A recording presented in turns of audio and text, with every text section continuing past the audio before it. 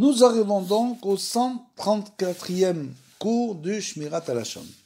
Lorsqu'on demande une aide financière ou autre à quelqu'un, on n'a pas le droit de lui dire qu'on sait qu'un tel en a reçu également, sauf si on sait que ce donateur aime qu'on parle de sa générosité, par exemple.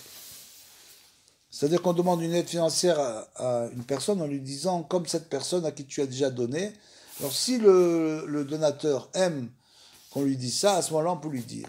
Autrement, il faut éviter bien sûr. Cette règle se fonde sur le fait que le donateur ne désire peut-être pas que sa générosité soit notoirement connue, car cela pourrait lui apporter une avalanche de demandes d'aide, bien sûr. En lui rappelant sa générosité à l'égard d'un individu, on révèle que celui-ci en a parlé autour de lui, ce qui risque de provoquer son irritation contre lui. Mentionner le nom d'un précédent bénéficiaire dans le seul but d'appuyer une demande d'aide et non pour éveiller la mauvaise humeur du donateur et du avak rechilut, comme on l'a dit auparavant, c'est tout ça, c'est bien sûr de la poussière de rechilut, de colportage de ragot. L'orgueil, maintenant nous allons parler de l'orgueil, la ga'ava en hébreu, est aussi une des causes profondes du lashon hara.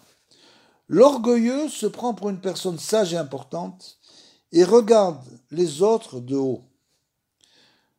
Quoi de plus naturel pour lui que de se moquer des autres? Il est aussi plein de jalousie et de haine envers quiconque reçoit plus d'honneur que lui et le considère comme un usurpateur qui s'approprie des privilèges qui lui reviennent de droit.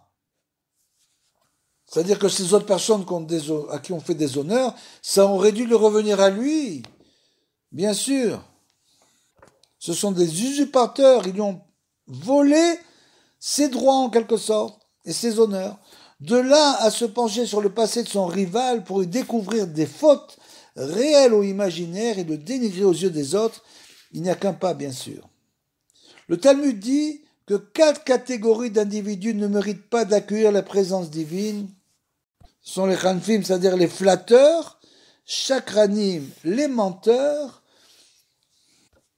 mispéré les lashon hara, ceux qui disent fréquemment, habituellement du lashon hara, et les tsanim, qu'on l'a dit, les moqueurs, et bien sûr, les railleurs. Les railleurs et les moqueurs, c'est écrit dans la Masechet Sota.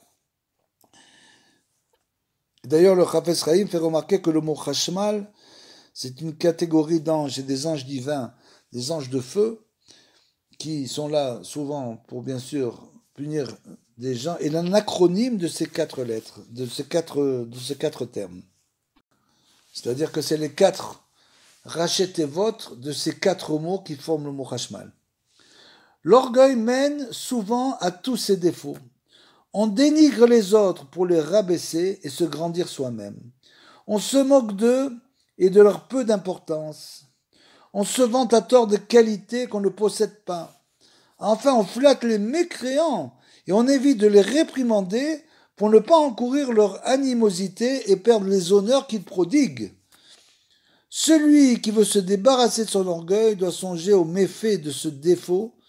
Comment l'être humain peut-il éprouver de l'orgueil alors qu'il vient d'une semence malodorante et finira par retourner à la terre, à la vermine et à la putréfaction, comme c'est écrit bien sûr dans les Pirkei Avot.